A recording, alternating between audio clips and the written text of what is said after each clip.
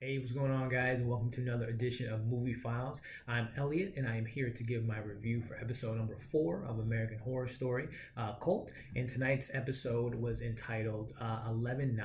So before we get into the episode, I just want to go over, a breakdown of the scenes that I thought were vital, what I hope that happens for the rest of the season, and what I am excited for. So that being said and done, let's get into it. The episode starts with our news reporter Beverly reporting in on last year's election night, which the episode is a flashback episode. So we see Beverly giving her news information out, and in doing so, we are introduced to Emma Roberts, who plays a character named Sabrina, and we are very aware of that there's tension between her and Beverly's character, and there's a huge dislike between the two characters. So as the scene plays out, we kind of are introduced to the scenario, which we see all of our main cast getting ready to vote, and we see them putting in their votes. And as things are kind of wrapping up, we see Kai kind of come in carrying a Gary, it's revealed to be Gary, who, if you guys remember, was from episode number 1. The gentleman that was the cashier during Allie's whole freak out when she was in the farm market. So we get a call back to him, and we notice that he's bleeding a lot, but he's very determined to get his vote in for Donald Trump. And then, as the scene plays on, it's revealed that his hand is missing, which again we noticed that in episode 1. So basically, the whole episode is kind of triggered around or based upon Kai recruiting people to his killer crew. So as we break it down, we see Kai and Harrison kind of meeting for the first time. We find out that Harrison works for the gym, and that he is introduced to Kai, and Kai persuades him to kind of encourage him to coach him or to train him. And in doing so, we see them have their first session, and they're kind of getting to know each other. And then Kai kind of mentions to Harrison that, hey, it's important to me that I have, friends. And when I do have friends, or a crew, as he calls it, he takes care of them. So that kind of alludes to, Kai recruiting / persuading Harrison to join his side. So in doing so, in that conversation, we see Harrison is interrupted. Kai and Harrison is interrupted by Harrison's boss, who says some pretty demeaning things to him and has him do, as he calls it, I'll clean up in number 4, which, as you guys saw in the episode, was a very demeaning janitorial work that he had Harrison do. Which is very key. He's embarrassing Harrison in front of Kai, and if you guys know, Kai does not like to be embarrassed, nor does he like his crew to be embarrassed. So that's pretty key throughout the whole episode. So we see Harrison go home to Meadow.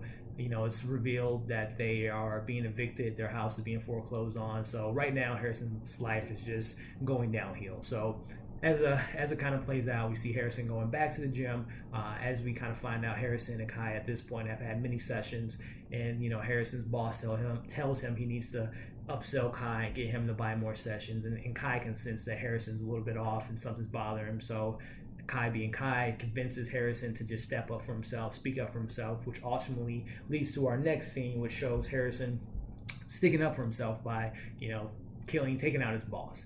And in doing so, we just see how Kai has things under control. He has a plan for everything. He, sends a message out to the boss's friends and family, and let them know he's going to be out of town. He wipes the cameras clean, so there's no evidence of Harrison knocking him out. And as the scene plays on, we see that Harrison and Meadow have been living in a hotel room, which we see Harrison being instructed by Kai of how to take off his boss's head. Meadow sees it, not shocked at all, just says, how can her life get any worse?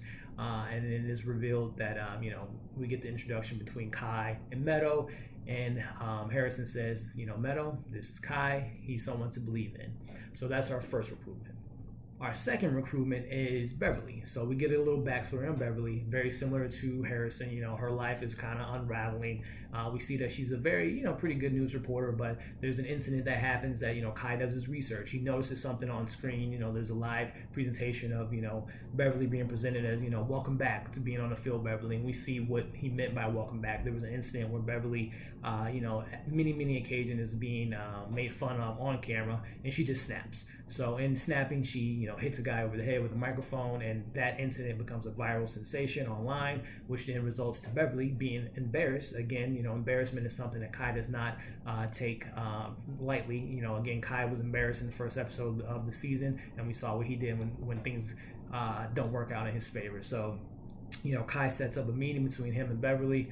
they kind of talk similarly as Kai did to Harrison. He kind of gives his reason why Beverly needs to join him and join forces together. But Beverly is not easily influenced as Harrison was. So Kai takes it upon himself to really push her towards joining his crew.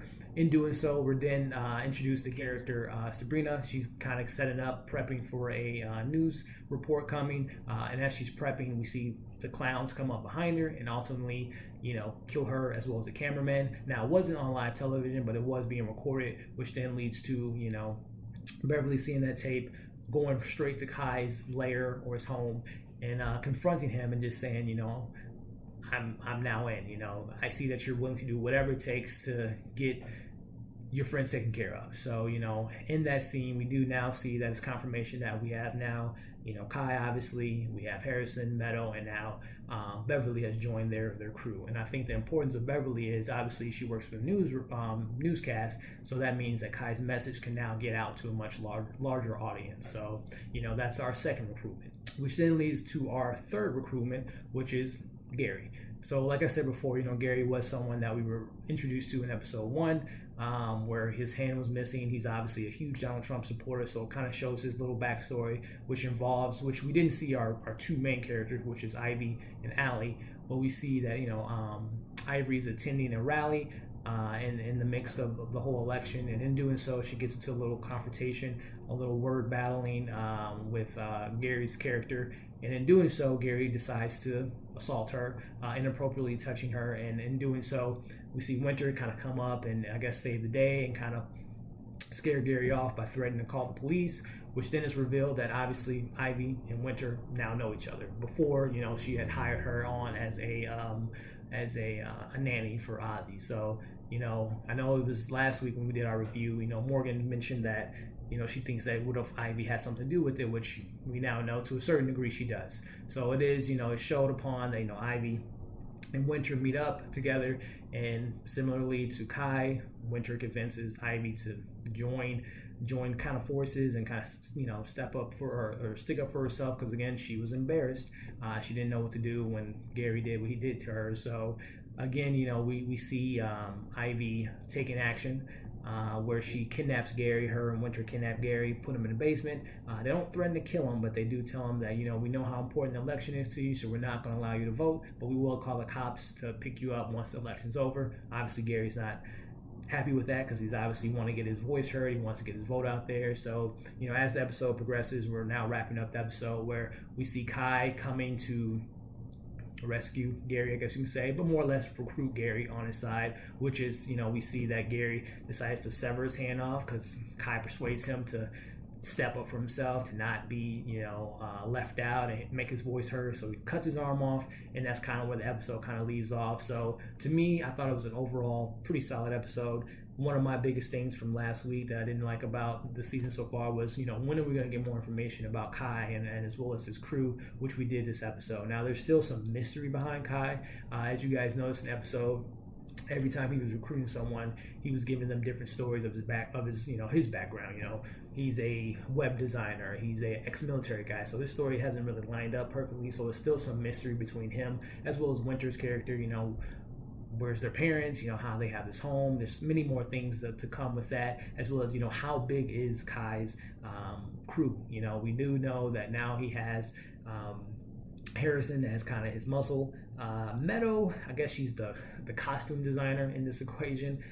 We have Beverly, which I think is key because, again, she can get her voice out there. She can control the media. She can create fear, which they have done so far.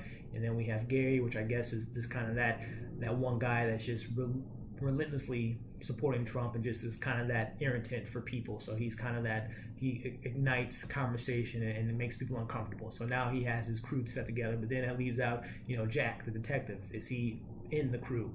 You also have Dr. Rudy. Obviously he's a therapist, so he knows people's fears in the town. So maybe that he can use that to Kai's advantage. Like, hey, this person's afraid of this. Obviously we saw last week Dr. Rudy meeting with Rosie, and ultimately she died because, she told him his fear. She was able to overcome it, but ultimately she died. So creating more fear in the neighborhood. So, hopefully we get some more information on who else is involved and how big Kai's plan is, because in this episode he does mention that ultimately anything's possible. So he might ultimately this show he might be the president by the end of the season, as a theory. So overall I thought the episode was pretty solid. There was really nothing negative I have to say about it, only that it is kind of convenient that the characters ultimately kill people, that like Harrison being able to just sever a man's head off with no remorse. Obviously he's upset, but to that degree I don't know how realistic that could be. But anyway, this is a small thing. The episode's pretty solid. I thought the performances were all good across the board, especially Evan Peters. It's good to see that he, we haven't really got a lot of Evan Peters in the last few seasons of American Horror Story, so it's good to see that he's back in the forefront. So, I'm looking forward to next episode. I really want to see where Ivy plays a big part in this crew. Is she aware of the extent of which Kai is willing to go to murder people, to kill people in town, or is she just a small part of his, his master plan, or is she, a key player? So that's going to be interesting to see in the coming weeks. So, again, I thought it was a good episode. Thank you guys for tuning in. Don't forget to subscribe to this channel. Also follow us on our social media outlets, as well as, we have some more awesome things coming. We have a review coming this Friday for Flatliners, and then, continuing this season review for American Horror Story. So thanks again for tuning in, and you guys have a great day.